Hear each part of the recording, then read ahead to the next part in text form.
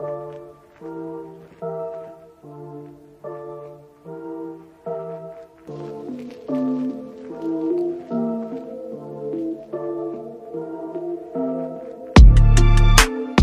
semuanya, kembali lagi ke channel yang seadanya ini. Nah, kali ini gue akan ngelanjutin pembahasan novel Shinkanome, yaitu di sini akan ada pertarungan antara Seiichi melawan iblis, yaitu iblis Demiolo. Nah, bagi kalian yang baru mampir ke channel ini, alangkah lebih baiknya untuk menonton video sebelumnya dulu biar tahu alur ceritanya. Dan jangan lupa untuk tekan subscribe-nya juga sebagai bentuk dukungan untuk channel ini ke depannya. Oke, jangan lama-lama lagi, langsung kita gaskeun.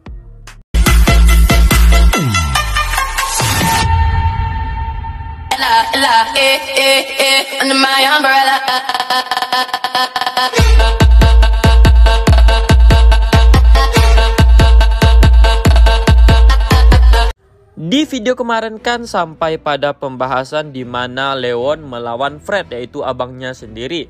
Nah, dan Leon sebagai pemenangnya. Karena sihir peri yang kuat, MP Leon pun terkuras lalu dia pun pingsan. Ketika Seiichi mendekati Leon, pengumuman itu pun kembali mengalir ke otaknya yang mengatakan bahwa sihir peri agung api telah dikuasai. Sihir peri agung air telah dikuasai. Sihir peri agung angin telah dikuasai. Sihir peri agung bumi telah dikuasai.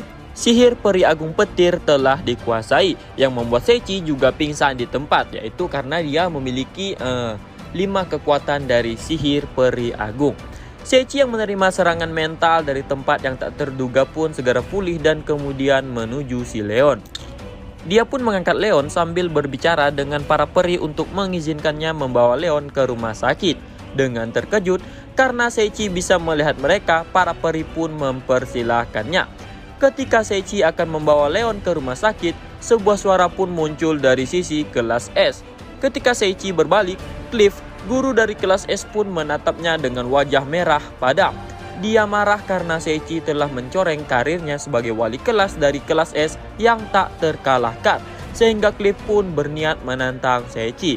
Saat Seiichi mengerutkan alisnya, suara moderator pun terdengar yang mengatakan bahwa itu adalah perkembangan yang sangat menarik.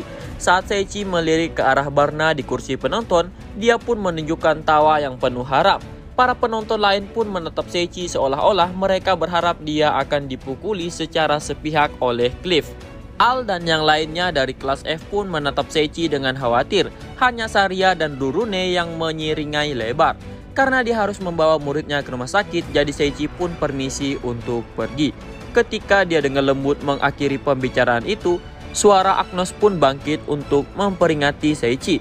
Saat Seiichi terkejut ketika mendengar suara itu, Agnos pun menunjuk ke belakang Seiichi dengan tergesa-gesa.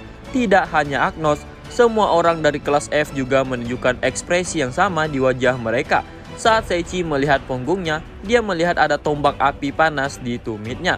Fire Lance yang beberapa kali dilihatnya di turnamen itu pun mendekatinya. Para peri yang memperhatikan tombak api yang mendekat pun mencoba bertahan melawannya. Tetapi Leon yang bertindak sebagai sumber mana mereka kehilangan kesadaran karena kehabisan MP-nya. Dengan refleks, Seiichi pun meraih tombak api itu dengan tangan kanannya.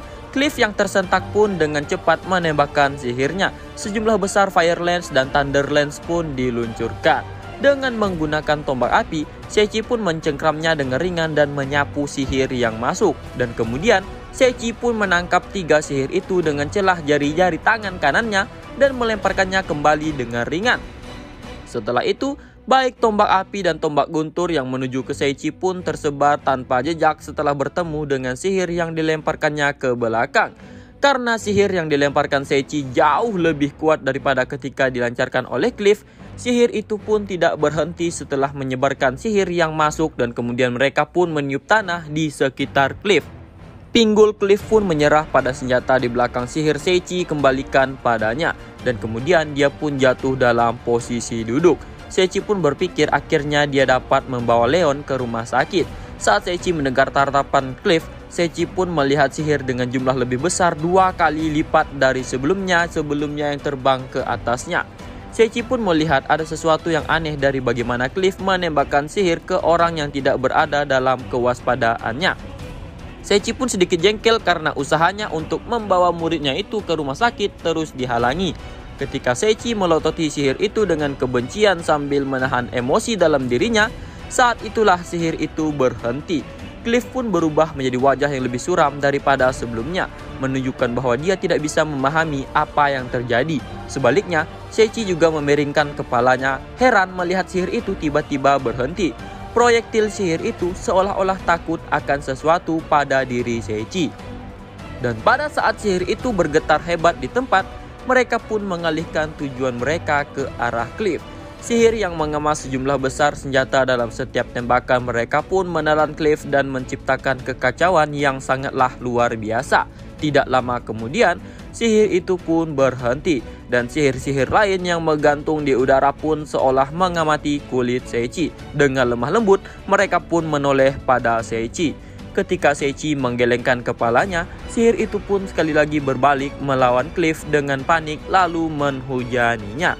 Jeritan yang tidak bisa dimengerti pun mencapai telinga Seiichi. Beberapa puluh detik kemudian, sihir pun menghentikan serangan mereka. Lalu mereka pun dengan patuh menoleh pada Seiichi seolah-olah mereka meriksa kulit Seiichi seperti sebelumnya. Saat Seiichi semakin bingung, Seiichi pun refleks kembali menggelengkan kepalanya. Saat sihir itu akan menyerang Cliff sekali lagi, Seiichi pun tersentak kemudian buru-buru untuk menghentikan mereka. Untuk beberapa alasan, suara Seiichi pun sampai kepada sihir. Meskipun sihir seharusnya tidak memiliki ekspresi wajah atau emosi, mereka dengan terampil menunjukkan kepada Seiichi gerakan lega dengan bentuk tombak menyala mereka. Dan kemudian, sisa sihir itu pun menghilang. Setelah awan debu menghilang, Seiichi pun melirik ke tempat Cliff berada.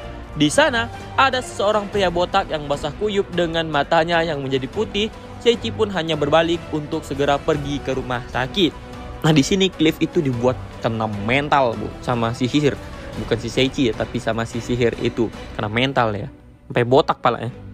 Setelah Seiichi berhasil membawa Leon ke rumah sakit, dia pun kembali ke stadion. Karena ada sesuatu yang aneh dengan sihirnya, Seiichi pun mencoba menampilkan statusnya. Seiichi pun melihat tidak ada perubahan khusus dalam attack atau keterampilan dan sebagainya. Tetapi dia menemukan sesuatu yang aneh di antara judul-judulnya. Status seseorang yang menundukkan sihir pun tertera di sana. Seiichi pun mengerti bahwa itulah penyebabnya. Dengan putus asa, Seiichi pun menuju ke stadion. Statusnya terus meningkat berkat keterampilan emosi manusia. Sementara Seiichi membawa Leon ke rumah sakit, semua orang termasuk penonton pun akhirnya tersentak karena guru dari kelas S telah dipukuli begitu saja.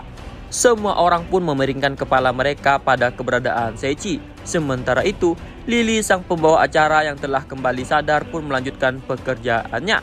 Bahkan setelah Lily mengumumkan bahwa pemenang pertandingan di kategori laki-laki adalah kelas F, namun hampir tidak ada tepuk tangan meriah dari penonton yang hadir. Alasannya karena orang-orang yang mereka pandang rendah telah mengalahkan kelas terkuat di akademi dan mereka tidak mau mengakuinya. Kemudian, Lily pun melanjutkan turnamen antara gadis-gadis kelas S versus gadis-gadis kelas F. Sementara dua host melakukan pertukaran kata, tiba-tiba pusaran hitam muncul di tengah stadion. Barnabas yang memperhatikan kehadiran jahat yang keluar dari pusaran tersebut pun melompat keluar dari kursi penonton langsung ke tengah stadion.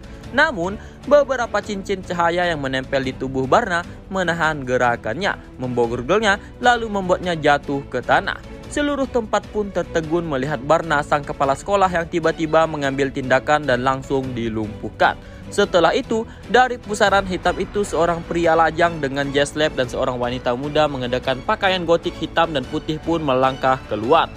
Pria itu mengenakan kacamata dan meskipun wajahnya rapi dengan senyumnya yang lembut, tapi udara yang dibawanya yaitu sangat menyeramkan. Dan wanita muda itu meskipun setengah dari wajahnya tersembunyi di balik topeng putih, namun itu tidak bisa menyembunyikan kecantikannya. Dengan senyumannya yang indah, udara yang dibawanya juga sama jahatnya seperti pria itu.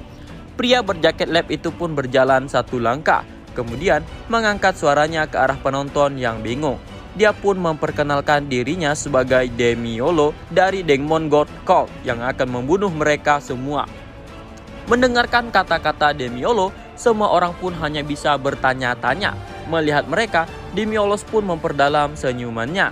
Saat Demiolos menjentikkan jarinya, cincin cahaya yang menahan Barna pun mengencang padanya dengan kekuatan yang luar biasa. Mendengarkan teriakan yang mengharukan itu, semua orang pun akhirnya memahami keadaannya dan jatuh dalam kepanikan. Ketika teriakan naik dari kursi penonton, senyum Demiolo dan wanita muda itu pun semakin dalam karena teriakan itu juga merupakan persembahan untuk Demon God, yaitu Dewa Setan. Nah, si wanita muda ini adalah Angelea ya. Kemudian Demiolo pun mendekati Barna yang menderita dan kemudian menendangnya.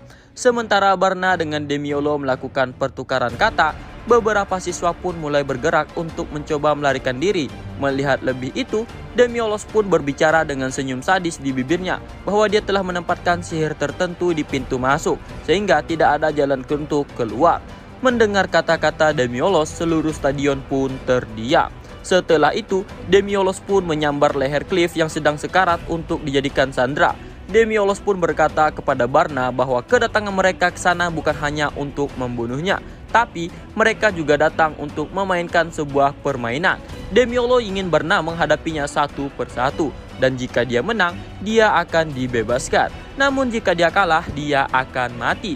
Saat Angelea menanyakan perannya di sana kepada Demiolos, sihir yang sama dengan menahan yang Barna pun muncul dari pijakan Angelea, kemudian menahannya dalam sekejap. Itu karena Angelea telah mengatur sihir yang tersebar di stadion, dan sekarang dia sudah tidak diperlukan lagi. Angelea pun mengatakan jika Demiolo membunuhnya, maka sihir yang disebarnya akan lenyap. Meskipun Demiolos buruk dalam hal sihir ofensif, namun jika dia mampu mengendalikan sumbernya, maka itu akan mudah baginya. Demiolos pun menciptakan cincin hitam untuk menunjukkannya kepada Angelea. Itu adalah kerah perbudakan. Bahkan jika Angelea berjuang mati-matian, Demiolos pun hanya melemparkan tatapan menghina lalu mengenakannya di leher Angelea tanpa ragu-ragu. Lalu kemudian Demiolo pun melepaskan cahaya yang menahan Angelea. Dengan ini, Angelea adalah budak Demiolos dan dia tidak bisa lagi melawannya. Saat Angelea yang marah melonjak ke Demiolos, rasa sakit pun menyerangnya karena efek kerah perbudakan yang menganggapnya membangkang. Angelea pun jatuh di tempat karena rasa sakit yang tidak bisa ditahan. Angelea pun mengatakan bahwa Demiolos tidak bisa melakukan itu kepada sesama utusan Dewa Iblis.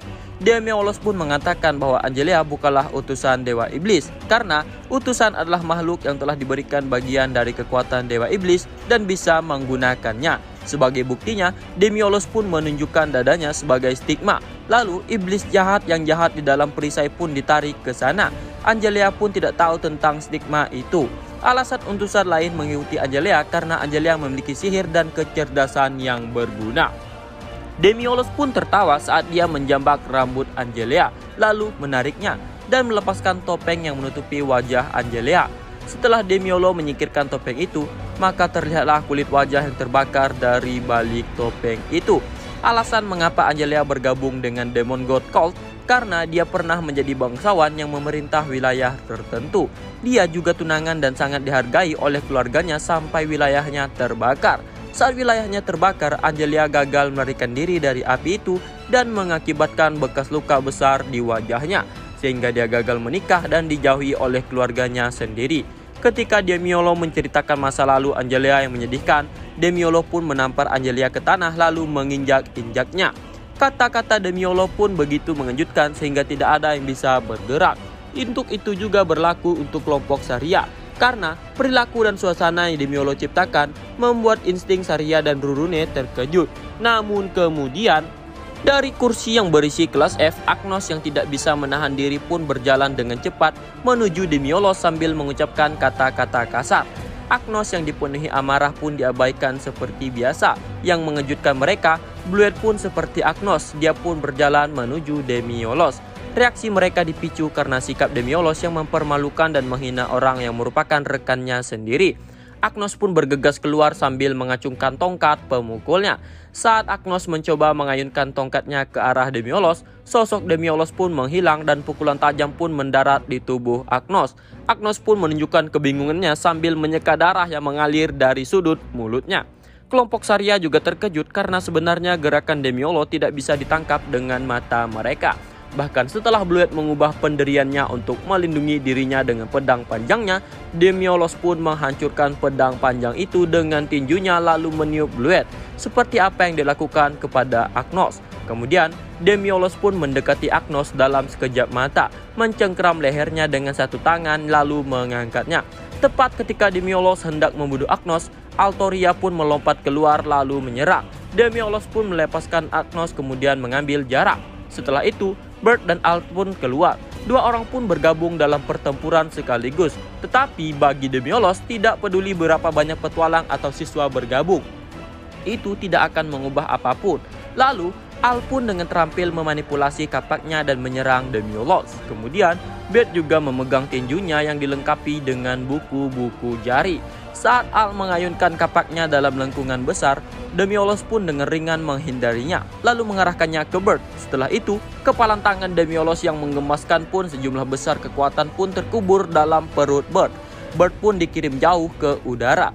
Saat Al dengan cepat mengambil pose bertahan, dampak yang kekuatan untuk menyerang kapaknya dihancurkan seperti pedang panjang Bluet. Dan akhirnya Bert pun jatuh dari udara dan menabrak tanah dengan keras. Sambil mendekat perlahan ke Bert yang tertahan, Demiolos pun mengulurkan tangannya ke kepala kostum beruang Bert dan menariknya. Wajah telanjang yang ada di balik kostum beruang itu adalah wajah yang dipenuhi bekas terbakar dengan rambut yang utuh. Beatrice pun tanpa ragu melompat ke stadion lalu berteriak untuk menghentikan tindakan Demiolos. Beatrice pun meringkuk karena kedengkian yang diderita Demiolos. Saat Agnos berusaha memerintahkan Beatrice untuk lari, Demiolos pun mendekati Agnos dalam sekejap, lalu menendang wajahnya begitu saja. Kemudian, Demiolos pun berbalik ke arah Beatrice, lalu perlahan berjalan ke arahnya. Melihat Demiolos yang mendekat, Beatrice pun jatuh dalam di tempat. Namun, tiba-tiba Seichi yang baru saja kembali dari rumah sakit pun berdiri di sana. Pada saat itu, tujuan keputusasaan pun berbalik. Jeng jeng jeng. Kedatangan Seichi, cu. Lama benar kau Seichi orang pada dah dibabak belurkan baru kau datang. Saat Seichi kembali dari rumah sakit, stadion telah diselimuti suasana yang aneh. Di sana, dia melihat seorang pria berjas lab berdiri di sana dan sampingnya ada Agnos dan yang lainnya. Seichi pun tidak mengerti apa yang terjadi. Dia juga melihat dua orang yang memiliki bekas luka bakar yang besar di wajah mereka. Dengan sukarela, Seichi pun menggunakan sihir penyembuhan Bunda Suci, tingkat tertinggi dari sihir atribut cahaya kepada dua orang dengan bekas luka itu. Namun, sihir penyembuhan Bunda Suci tidak dapat membangkitkan orang mati. Itu adalah sihir yang hanya bisa menyembuhkan segala jenis cedera dan penyakit dalam sekejap. Dua orang yang terbungkus cahaya pun keluar dengan bingung tanpa terluka. Karena dokter di rumah sakit sedang tidak ada, Seichi pun mendekat Demiolos yang menggunakan jas lab itu adalah seorang dokter. Saat Seichi memiringkan kepalanya dengan heran, pria berjas lab itu pun menatap Seichi dengan tercengang. Dan pada akhirnya, Seichi pun menerapkan sihir pemulihan untuk semua orang yang telah pingsan. Tetapi, Seichi baru sadar bahwa gerakan Barna sedang diikat oleh cincin cahaya yang aneh sama seperti wanita di sana. Saat Seichi menanyainya, Barna pun mengatakan bahwa itu dilakukan oleh pria berjas lab itu. Ketika Seichi menoleh ke arah pria itu pun menatap ke arah Seichi dengan tatapan jijik. Barna pun menjelaskan bahwa Demiolos itu sangatlah berbahaya. Namun itu sudah terlambat, karena beberapa cincin cahaya pun telah muncul dari bawah kaki Seichi dan melingkarinya. Dengan putus asa, Barna pun menjelaskan bahwa itu adalah sihir Sealing Light dari sihir atribut cahaya. Mereka yang terikat oleh sihir itu tidak akan bisa menggunakan sihir, sama seperti Saint of Magic. Sementara lingkaran cahaya tampak mengelilingi tubuhnya, Seichi pun tidak merasakan sakit dan bahkan dia pun masih bisa menggunakan sihir dengan sempurna untuk melepaskan sihir itu. Dengan terkejut, Demiolos pun bertanya siapa sebenarnya Seichi. Saat Seichi melirik pria itu dengan heran, cahaya yang mengelilingi Seichi pun terpisah darinya dan kemudian malah mengikat Demiolos dengan erat. Nah loh, Seichi pun benar-benar tidak mengerti apa yang terjadi karena efek yang menundukkan sihir tiba-tiba dipanggil. Ketika Seichi memikirkan hal itu, tiba-tiba dia mendengar suara yang belum pernah dia dengar sebelumnya. Suara itu pun bertanya apakah dia boleh mencekik pria yang kurang ajar itu sampai mati. Ketika Seichi melihatnya, salah satu cincin cahaya pun bergerak seolah-olah memutar kepalanya lalu menatap Seichi. Seichi pun semakin bingung, begitu juga dengan cincin cahaya itu. Sebelumnya, Seichi tidak bisa mendengar suara sihir dalam pertarungan melawan Cliff, tapi sekarang dia bisa mendengar dan bahkan berbicara dengannya. Seiichi pun menyadari bahwa sihir memiliki surat wasiat di dalamnya dan keterampilan pemahaman semua bahasa telah bekerja karena itu. Sementara Seiichi memikirkannya, dia pun melihat lingkaran yang rusak di dekatnya. Sihir itu pun minta maaf karena ikatannya telah rusak. Ketika Seiichi mengalihkan pandangannya ke arah suara itu, Demiolos yang diikat oleh cincin cahaya itu pun dengan paksa mematahkan ikatannya, dan saat dia dilepaskan, dia pun langsung melompat ke arah Seiichi sambil berlari dan melingkari pinggang Seiichi. Seiichi pun berbalik, lalu tinju Demiolos pun muncul dengan tiba-tiba. Seiichi pun akhirnya mengerti bahwa pria itu memang berbahaya saat kepalan tangan itu akhirnya menghantam perutnya. Pada saat itu, lengan kanan Demiolos pun dilumatkan dari bahu ke bawah oleh laser berenergi tinggi tanpa setetes darah pun yang tertumpah. Seiichi pun bingung karena dia bahkan tidak melakukan apa-apa. Ketenangan yang Demiolos miliki sebelumnya benar-benar hilang karena cemas. Sementara masih cemas, Demiolos pun memukul wajah Seiichi dengan lengan kirinya. Sekali lagi, lengan kiri Demiolos pun menghilang seperti lengan kanannya. Kehilangan kedua tangannya, Demiolos pun kehilangan keseimbangannya dan tidak bisa menopang tubuhnya sendiri sehingga dia pun jatuh dengan indah. Demiolos pun melompat dengan kakinya dan mengayunkan kedua kakinya dengan tubuhnya ke arah Seiichi. Dan ketika mereka menyentuh tubuh Seiichi, Demiolos pun akhirnya kehilangan kedua kakinya juga. Sekarang, Demiolos pun hanya bisa menggeliat di tanah dengan tulang punggungnya yang membuat Seiichi merasa kasihan padanya. Kemudian, Seiichi pun menggunakan penyembuhan Bunda Suci untuk memulihkan tubuh Demiolos seperti semula. Saat dia menyadari bahwa Seiichi telah mengasihaninya, Demiolos pun hanya bisa menatap tanah tanpa ekspresi. Ketika Seiichi memanggil Demiolos yang berjongkok, Demiolos pun bangkit kembali dengan mata penuh kemarahan. Sambil mengatakan bahwa Seiichi akan menyesal karena telah menyembuhkannya, Demiolos pun berlari ke arah Seiichi. Seiichi pun diam-diam mengemas kekuatan ke tangannya. Ketika Seiichi berdiri, Demiolos pun melayangkan senyum jahatnya. Dan sebagai akibatnya, pakaiannya, rambutnya, dan giginya pun terlepas dari tubuhnya tanpa ada yang tersisa. Dan kemudian, bibirnya pun terkelupas serta hidungnya pun mengarah ke atas yang membuatnya tampak seperti babi. Demiolos pun berada dalam kondisi di mana setiap jenis cairan menetes keluar dari tubuhnya. Matanya semua putih dan pantatnya menonjol keluar. Dia telah dilucuti sepenuhnya di depan umum. Demiolos pun tiba-tiba tersentak lalu takut akan sesuatu. Kemudian matanya kembali menjadi putih dan tubuhnya pun kejang-kejang. Nah, kena mental kan beliau. Jadi di sini gue beranggapan kalau Seiichi itu udah termasuk ke dewa ya, bukan lagi pahlawan atau apapun, udah di tingkat dewa. Bayangkan dia membunuh anak buah Demon God itu tanpa menyentuh loh. Malahan iblis yang menyentuhnya yang akan terkena akibat fatalnya begitu. Jadi tingkatannya itu udah bukan di tingkatan pahlawan ataupun apapun, udah di tingkat dewa. Bahkan dewa pun kayaknya sampai kalah ya. Kita tunggu aja pertarungan antara Demon God melawan si Seiichi. Nah, sampai di sini dulu untuk videonya kali ini. Nah, di video selanjutnya adalah yang dimana Seiichi itu dikirim ke neraka oleh si Demiolos ini. Seiichi itu terkena sihir teleportasi oleh Demiolos lalu mengantarkan dia ke Netherworld atau di neraka. Di sana dia juga akan melawan para roh-roh jahat yang nantinya si Seiichi ini juga akan dibantu oleh para raja iblis. Nah, para raja iblis ini menjadi rekan si Seiichi begitu. Oke, ditunggu aja video selanjutnya. Sampai jumpa. See you.